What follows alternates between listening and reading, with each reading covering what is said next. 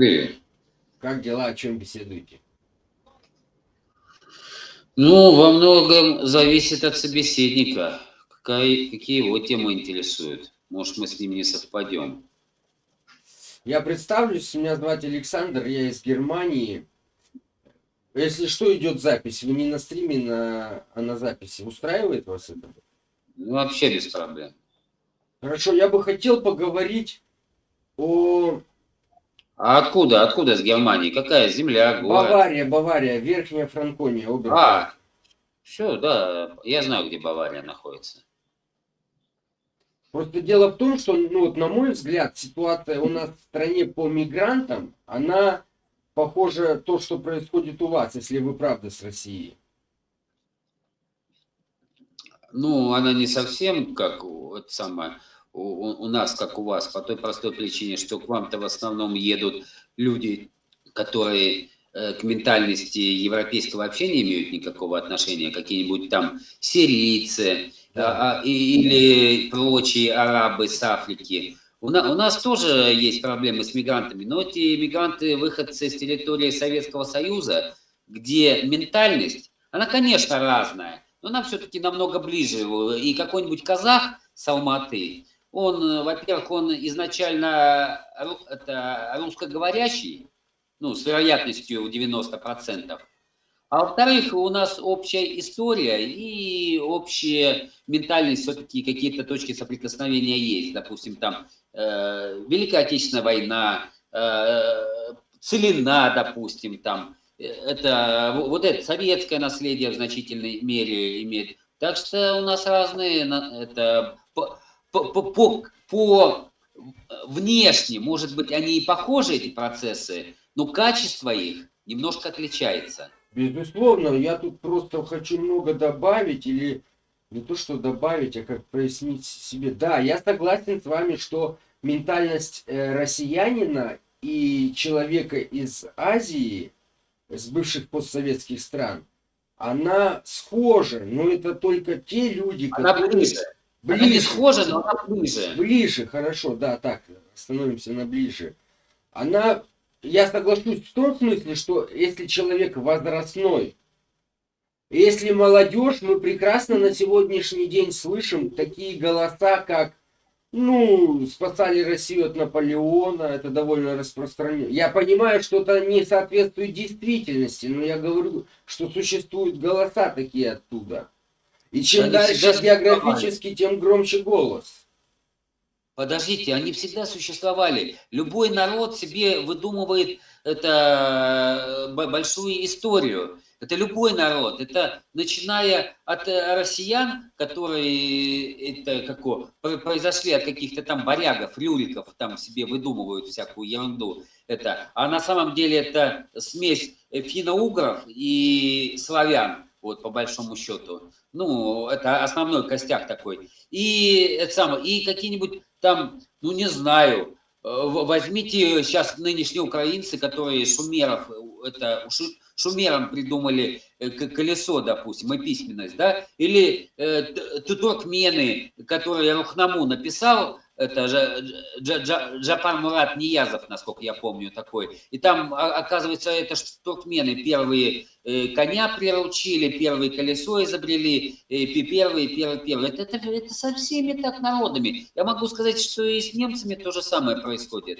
И немцы, это первый рейх, второй рейх, третий рейх, там Карл Великий, вот этот Шарлеман, это непонятно, кто он такой. Вроде и немцы его своим считают, это самое рейх, вот этот империя немецкая, да, это самое, это французы его своим называют, кто он такой, что он Нет, такое. это мы сейчас далеко отклонимся от темы, я извиняюсь, что перебиваю, но поведение человека, оно ведь как раз основывается на воспитании, которое он прошел. А воспитание воспитывается он в среде вот той, в той среде, которую мы сейчас вот обозначаем, вот эти вот голоса. Антирусские, антироссийские. Я не говорю за всех, я просто говорю, что есть такое. И Это это, пена. А? Это пена. Это пена. Их немного, но А они поведение громкие. в вашей стране, поведение вот этой пены в вашей стране, оно разве не схоже поведением наших мигрантов у нас в стране? Хотите, я вам одну вещь скажу? Хорошо, В конечно. России, в России помимо преступности и деструктивного поведения мигрантов, значительную часть, можно сказать, что самый большой пласт, это в преступности и в девиантном поведении занимают как раз коренные жители. В Германии есть это немцы-людоеды, есть немцы-убийцы, есть Есть. немцы, это и есть немцы-маньяки, поверьте мне, это тоже Конечно есть. есть, конечно есть. Просто поймите, что когда это делает чужой, это бросается в глаза. Когда это делает свой, то если какой-нибудь свой идет какое-то тупое быдло и бросило фантик, это ты увидел, и тебе это не понравилось. А если идет какой-то мигрант и бросил фантик, ты не просто тебе это не понравилось, это у тебя вызывает более глубокие чувства, возмущение. Какого хера ты сюда приехал, это не у себя дома, а ведешь себя как свинья. Понимаете? Я понимаю, о чем вы говорите, но опять тут я люблю свои 5 копеек. Смотрите, дело в чем. У Дело вас вот. нет 5 копеек, у вас 5 центов. У вас 5 центов. Максимум евро. Хорошо, я за наши общие 5 советских копеек тогда. Хорошо. Когда-то в прошлом, да. Ну не Да. суть, не суть. Смотрите, дело в чем. Наказание совершает человек. Да, возможно, у кого-то невозможно, а у кого-то и вызывают те чувства, которые вы описали.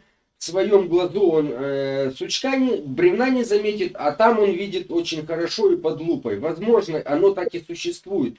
Но наказание за то или иное преступление, оно ведь должно судьями, государством, оно ведь должно быть адекватно ко всем применено. В смысле справедливо. Если ты сделал это, ты должен быть наказан за это.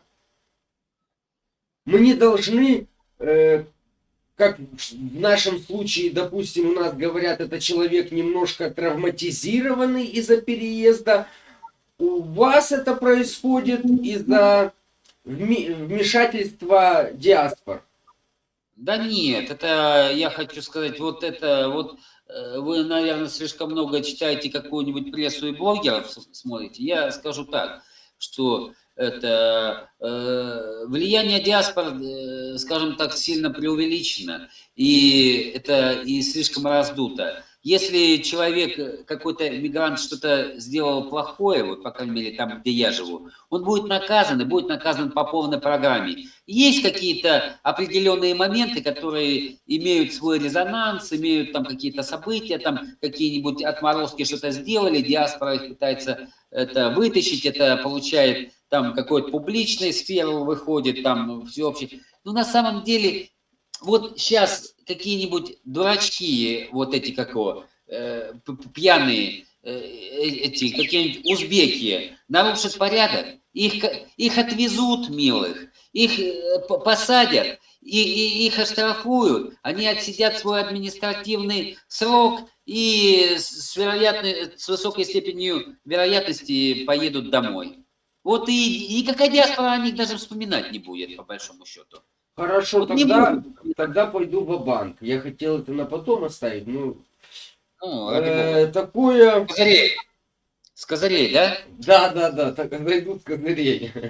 Русская община, вы, наверное, слышали об этом явлении. Да, у меня друзья есть такие даже, которые там участвуют. Если все так, как вы говорите, почему тогда вообще образовалась эта община? И почему она тогда очень распространен... Она находит отголосок у людей, понимаете? Люди... Я объясню. Я Да. объясню, я понял. То есть это самое, потому что они востребованы, потому что дело в том, что вот где, смотрите, вот где я в свое время жил, в свое время, вот я ходил в школу, это были 80-е годы, вот 80-е годы были, И в моей, вот у меня было, вот я учился 4 класса, А, Б, В и Г было. Да, да, Вот да. среди этих классов это порядка более 100 человек было там. Ну, в классе в среднем человек 30, насколько я помню, было вот в моей школе. Вот. И вот из этих более 100 человек, ну, смуглого, один был смуглый парень, и одна цыганка была. А все остальные были, ну, в той или иной степени славянского плана. То есть кто-то Европейские темнее, люди европейской внешности. да, кто-то шатен, кто-то блондин, все остальное. Все это, большинство серо, голубое, зеленоглазые. То есть вот таких явных.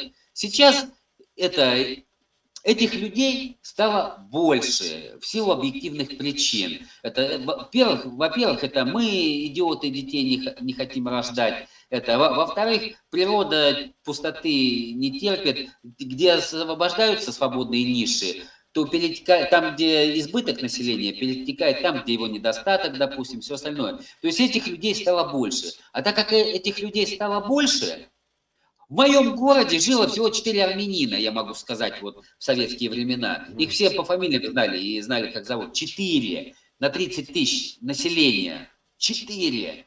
Так я к чему говорю? Сейчас их больше, и поэтому, естественно, они привлекают больше внимания, и поэтому люди как бы так реагируют, что как так, вот здесь было чистое поле, вдруг какие со стороны люди появились. Даже если они себя ведут абсолютно корректно, все равно это непонятные люди, это чужие люди. А если это непонятные чужие люди, это настораживает. А если это настораживает, люди чувствуют угрозу, даже если когда ее нет. А как же они чужие, если схожие менталитеты? Нет, ну, если это схоже, это еще не значит, что я скажу так, я хочу сказать так, что вот я живу в семье, вот у меня родные, я их знаю досконально. Вот Мгм. свой подъезд, допустим, я знаю более-менее, кто что из себя представляет и кто на что способен. Но если я выхожу на улицу среди вот этих же славян, и мне приходится общаться со славянским населением, я все равно хрен его знаю, как он отреагирует в той или иной ситуации. И все равно я с ним буду осторожнее, допустим, если я пойду с большой котлетой денег там что-то приобретать, скорее, это славянин, он мой менталитет, все остальное. Но он индивидуальный, я все-таки один не пойду, скорее всего. На всякий случай. Я возьму русскую общину в лице своего там тестя, зятя, неважно кого, вот они моя русская община. И как бы так, на всякий случай у меня будет поддержка. На Можно всякий задать случай. довольно интимный вопрос, ну, для нас. Да. Какого политического строя вы придерживаетесь? Я не придерживаюсь никакого политического слова, я в нем живу. Ну, на ваш взгляд, более приемлемый для вас или для общества, это что? Для меня, Монархия, ну, демократия, коммунизм, послушайте, либеризм, вот это. послушайте, дело в том, что слово, эти слова все, они настолько поменяли значение буквально за последние Ну вот 30 на лет. сегодняшний день, как люди это все... Причем и знаете, что демократия, допустим, 30 лет назад и демократия сейчас, это две разных демократии. Я более того хочу сказать, демократия 60 лет назад, где была в некоторых демократических странах расовая сегрегация, это совсем не та демократия, которая сейчас демократия, понимаете, да? И где раньше пинали ногой, пинали ногой какого-нибудь там черного, и это считалось нормальным в рамках демократии, то есть сейчас черный должен тебя пнуть, а ты не имеешь права ответить. И это уже является. И это тоже является демократией. А я исхожу из того, что я в этой жизни ненавижу больше всего две вещи. Вот две вещи. Это расизм ненавижу и негров. Никого? И негров. Шутка зашла, если честно, да. Следуя... Расизм. Следуя из моих вопросов, как на ваш взгляд, каких взглядов я человек? Вот от тех вопросов, которые я вам Не, задавал, могут ли они вас наталкивают ли они вас на Ну, это какую-то... самое, это у вас что-то какое-то, это все-таки, мне кажется, ближе к неоконсерватизму. Вы довольно-таки проницательный человек. Вы прям в десятку лупанули. Ну, исходя из вопроса, Я честно надеялся, говоря. что вы ответите, ну да, там в правую сторону можно, конечно, но все-таки я на другой ответ, да, рассчитывал, а вы в десятку выстрелили, да. Я просто к Ну, чему? Почему я все эти вопросы задавал? Я не против людей, не против самой миграции. Я за то, чтобы, когда люди уже здесь, чтобы они, их поведение или их мировоззрение, могут они любых там быть, или там вероисповедания, чтобы порядок был, да, и чтобы этот порядок был, как вам сказать, неизбирателен. То есть если я пошел что-то там украл, я должен или заплатить штраф, или отсидеть. Чтобы точно так же происходило и с этими людьми. На давайте я сегодня, вам в 2 слова скажу. Закон равен для всех. да, То чтобы есть, равенство, да, было в законе и в этом деле. Но, к сожалению моему, я не вижу у себя в стране этого. а И, этого нигде, это нигде не было и не будет. Это никогда нигде не было и не ну будет. а Еще раз почему повторяю. человек пришедший имеет больше прав, вот таких прав, чем местных? Потому что вы позволяете это делать. Вот и все. А Вот чтобы не это, позволять... Вот это хорошо, хорошо. А чтобы не это позволять, нам надо создать что?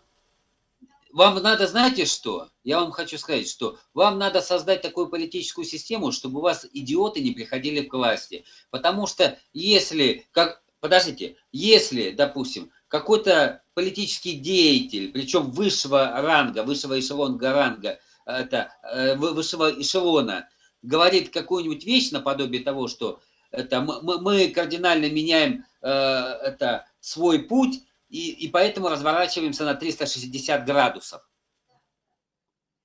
Вот, понимаете, в чем дело? И Хорошо, что не я, по-бербоковски, не на 380. да, вот, говорит, мы это самое, меняем вектор своего движения и движемся в другую сторону на 360 градусов. Это ее, это, у нее двойное имя Анна и Лена. Да, да, да. Вот поэтому, наверное, она и туда, и сюда, и не может определиться. Это А самое. еще иногда она, Ситуация. когда разговаривает, даже мы ее не понимаем, что она говорит. В буквальном смысле. Да, или, допустим, идет куда-то в этот, как его, едет в какую-то страну к демократическим террористам, они ее там унижают по полной программе, а она после того, как прогоняют ужасного диктатора, который никого не резал, не убивал, просто в тюрьму это, там А два вы десятка про сажал. Сирию? Да, он два десятка в тюрьму сажал, потом приходят демократические либеральные террористы и прям посреди улиц этим армянам, христианам и алавитам, шиитам это головы режут. А это она едет и разговаривает с ними на равных, так более того, они ее унижают там, они замарывают фото, ей руку не подают публично, она через 2 недели еще раз к ним едет ради этого унижения. Или, допустим, я знаю замечательного пресс-секретаря такого Соединенных Штатов Америки, ну куда уж выше-то, Соединенные Штаты гегемона, это не побоюсь того слова, да? Была такая румяненькая, рыженькая девочка, могу назвать, могу не Лет называть. 8 назад? А? Лет 8 назад? Да, и она, допустим, рассказала, как Россия у Норвегии украла остров. И когда ее журналист Мэтью Хью, по-моему, его зовут, это спрашивает, а как вы себе представляете, что Россия у Норвегии украла остров? Она говорит, очень просто, это вот можно посмотреть в Ютубе, 1,5 минуты Мне длится. кажется, я смотрел, слышал это, да. Да, она говорит, российские корабли подплыли к острову и лебедками зацепили и утащили за свою границу. То есть вот этот континентальный шельф, там, допустим, эти, как плиты континента, это для нее вообще, это как плод, это вот мышление. Или, допустим, другой пресс-секретарь, тоже это самое, А как так, Белого дома. извиняюсь, как такие люди дошли до власти? Вот, это самое. А другой пресс-секретарь совсем недавно был, э, это на одного мультяшного героя из мультика советского похож. Она говорит, я идеальный пресс-секретарь, потому что, во-первых, я иммигрантка, во-вторых, я негритянка, и в-третьих, я лесбиянка. Ни об образовании, ни об интеллектуальном уровне, ни о чем другом речь не идет. То есть иммигрантка, лесбиянка, негритянка. Этого достаточно, чтобы быть пресс-секретарем Белого дома. Куда мы дойдем такими шагами? Вот надо, вот мы дойдем до того, что... Я имею в виду как это человечество. Я объясняю. Вот в Германии будут это самое какое. Будет араб насиловать немку, а его это самое какое, а ее мужа будут сажать в тюрьму за то, что он мешал ему выражать свою ментальность арабскую. Так минут 10 назад я примерно об этом и говорил вам. Ну, так я об этом и говорю. Вот пока мы вот этих мразей тупых не будем Все-таки что-то есть у нас общее, да? Или, допустим, есть такая девочка из ГДР, у нее папа сириец, а мама это какое? Это не А Сара, мама которая? немка. Немка, она такая, самая, на немку не очень похожа, она такая брюнетистая. Хорошая девочка была, правильные вещи говорила, а потом взяла и откололась от партии, от определенной, и 5% у нее спиздила по-хорошему, и начала по-другому запела совсем. Это, А потом и бросила эти 5%, обдурила. А потом 5% этих кинула. А вот этих 5%, вот они 25 набрали, а 5% это как бы хорошо было. Какую это, можно было бы это с кем-нибудь скооперироваться и контролировать уже этот, как его, правительство, создать коалиционное правительство. А вот эта сучка, это самое, это с еврейским именем Сара, не буду это самое фамилию говорить, вот, это каретница. Каретница, по-моему, переводится. Вагенкнехт это нет, не каретница. Ну, это вагон, Вагон по-моему, это карета. телега, кнехт это холоп. Кнехт, мастер по каретам. Кнехт это не мастер, кнехт это холоп. Ну, может быть, может быть. Это я с немецким языком не настолько близок. Это как. Потом, знаете, это холоп. А потом еще, знаете, еще есть такая ментальность. Вот есть, вот английский язык я чуть-чуть знаю, самую малость, вот так, неплохо, скажем так. Вот вы знаете, как по-английски это... Ну, это же немецкая группа, а все равно германская группа языков, да, вот это самое, это англосаксонская группа Ну да, там 5 языков входит в германский язык. Да, вот это, знаете, как совесть по-английски? По-немецки не знаю. По-немецки гевисен. По-английски не знаю. А я вам скажу, в английском языке нету слова совесть. От слова совсем. От слова совсем. Может какое-то... Его заменяют другим словом. Возможно, как-то предложением они это чувство объясняют. Нет. Вот слово совесть как таковое, вот именно совесть. Ну, что понятие такое совесть? понятие. Совесть это внутренний судья, да. Моральный судья, который не позволяет тебе делать то, что противоречит там каким-то твоим моральным внутренним установкам. Все правильно. Так же, да? Да. Вот. Вот в английском языке нет слова совесть. В нем есть такое, они заменяют это слово словом, если на русский язык переводить, сознательность, либо благоразумие. Но это совсем другое.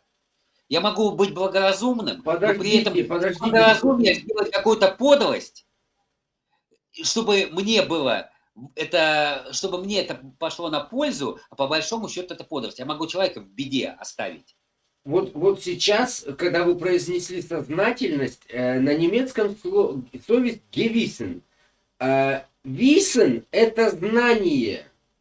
Да. да. Гельвисен — это совесть. Может быть, это отталкивается от чего-то религиозного, когда вот знание какое-то вот изнутри тебя, какое-то Ну там вот даже, да, подкорка. там даже несознательность это переводится. Я, наверное, не совсем правильно перевел это слово, уж извините. Это даже не сознательность, а осознанность. Или осознанность. Conscience. Это, знаете, слово такое английское conscience? Нет, нет, я английский не знаю. Ну вот, это, ну, хрен с ним. Вот conscience — это даже не столько сознательность, сколько осознанность, понимание, разумность. Хорошо, давайте, у нас разговор немножко затягивается, давайте подведем итог. Не, я к чему говорю? Видите, сам менталитет предполагает, что лицемерие — это естественное. Вот если у нации нет слова А вы совесть, английскую классику читали? я вам хочу сказать, знаете как? Вот это у ирландцев есть такая пословица: если ты видишь двух дерущихся ирландцев, это значит 5 минут назад мимо проходил англичанин. Англичане. А англичанина, у них есть такое, а, это вот если ты произнесешь это по-английски, они поймут, кого ты имеешь в виду. В общем, это есть такое выражение, вежливый лицемер. Ну. Вот вежливый лицемер равно англичанин. Это для ирландца именно. Я, кстати, знаете, в детстве читал вот английскую классику, я не назову произведения, просто помнится, вот как человек, как автор описывал ментальность людей, как характеризовал, давал тем или иным персонажам характеристику. Ну, это просто отъявленные какие-то вот бессовестные, я Лицемеры. так скажу, люди. Это лицемеры-торгаши. И понимаете, в социальном слое это вообще никак не различается. Это что бедный, что богатый, что небожитель, это просто один успешнее другого, вот и все. Это хотите, я вам одну вещь расскажу? Встречаясь, переехав сюда в Европу, встречаясь с ними, не так часто, но все-таки, я, неприятно как бы удивлен подтверждением вот этого всего.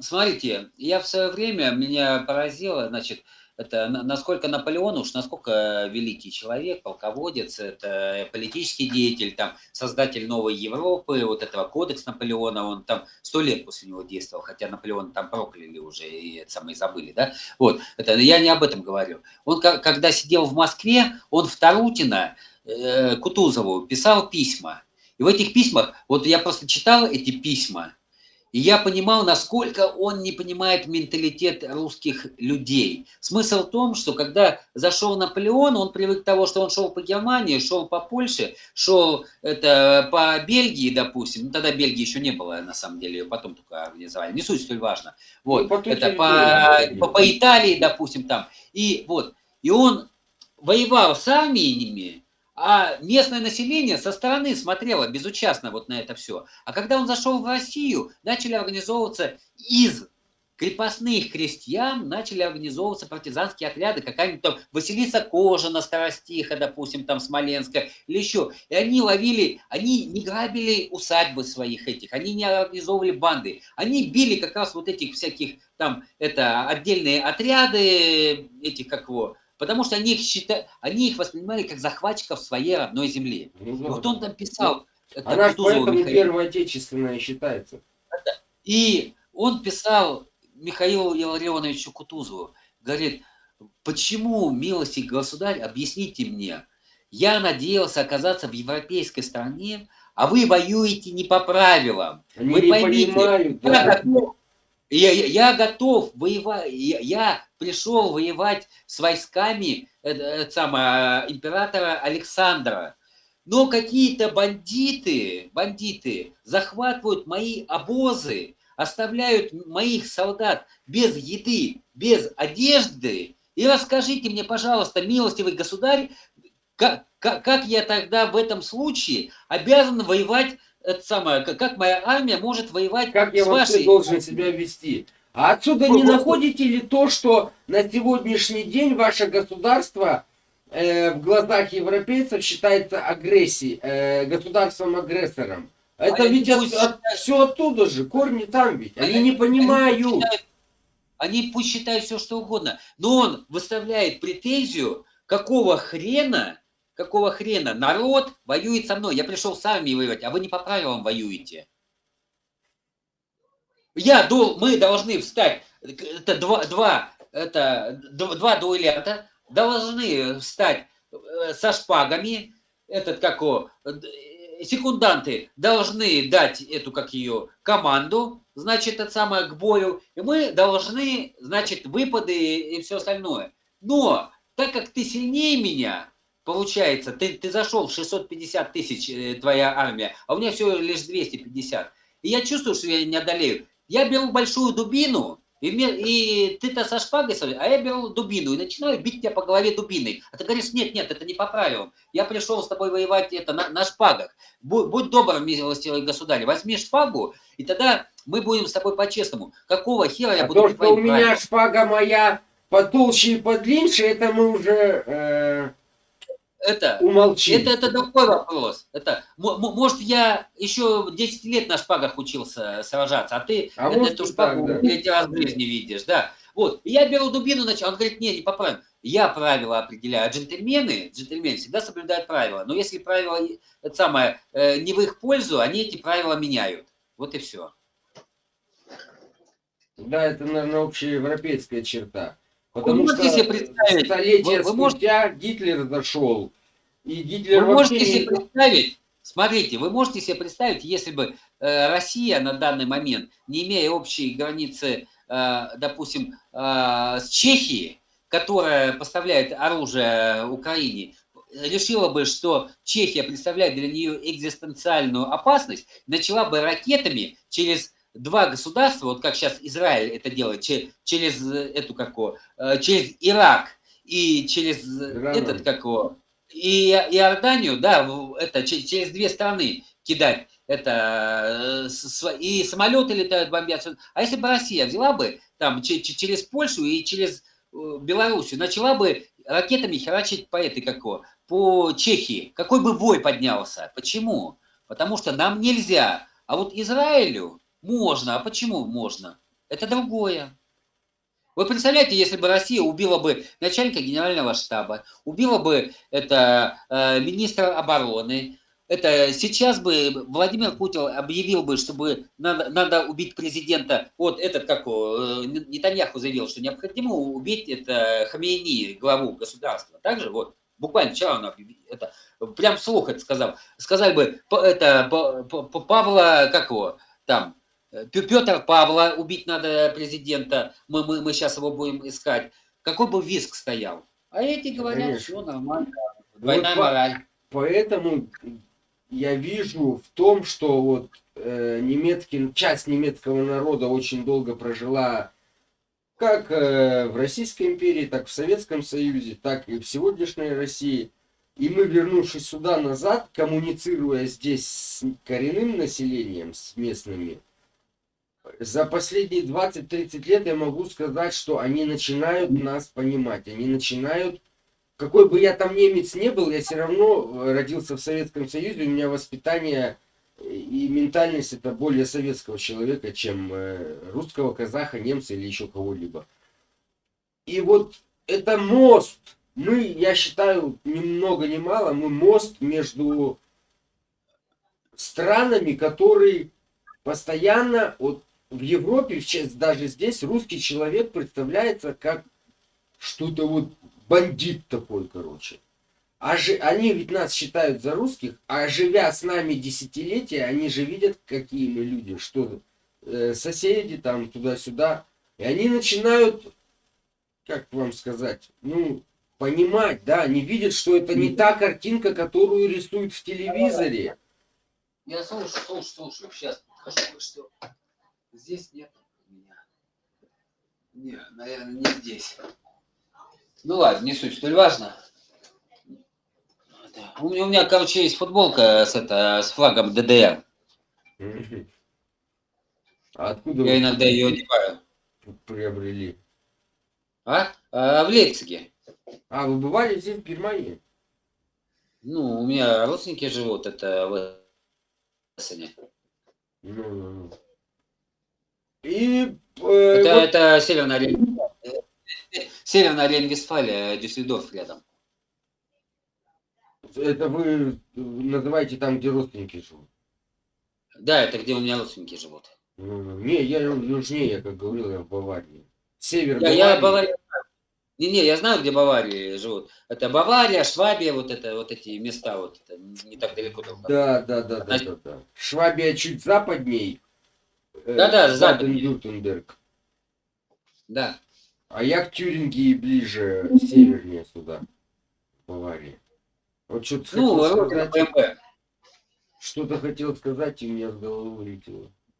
Ну, бывает, бывает. Я хочу сказать так, что вот это, будучи в Лейпциге, в других местах вот таких, я хочу сказать следующее. Самый большой мост – это Ости. Это те Ости, которые вот и еще помнят ДДР и Ози вы, наверное, имеете в виду. да, Ози, это самое, Вести, Ози, вот это, вот Ози, это, вот, которые ДДР, Эрика Хонекера, и не худшим словом помнят. Они, конечно, смеются над всякими там трабантами и этими, как его, и Ватбургами, это самое. Это все смешно, конечно. Хотя, если бы была бы у меня возможность, я бы себе трабант. Это фундамент этого моста. Вот эти Ози. Вот. Ну, вот эти, это ости, вот эти, оси, это самое, вот, они для меня вот это... И я могу сказать, что я с молодежью тоже общался, и я хочу сказать, что, во-первых, вот это старшее поколение, оно больше занималось воспитанием вот этого, чем в том же Дюссельдорфе, в большей степени занималось воспитанием своих детей. Они еще помнят эти синие галстуки и все остальное свое. Вот, и они тоже, когда они узнавали, что это From Rusland, это они говорили, это классная страна, это классная страна. Это, Нет, там даже иной раз шутят, да, что стену надо назад построить, короче, даже до такого. Хотя при всем при том, 3 октября все упиваются. Deutsche Einheit. ну, а почему нет-то? Почему нет? И я хочу сказать, даже и вот будучи в Восточной Германии, и будучи в Западной Германии, я не являясь жителем, не владея немецким, я английским неплохо владею, и мне достаточно легко все равно в Германии общаться, потому что с большинством, Да, знаю. с большинством людей я могу коммуницировать это на английском языке.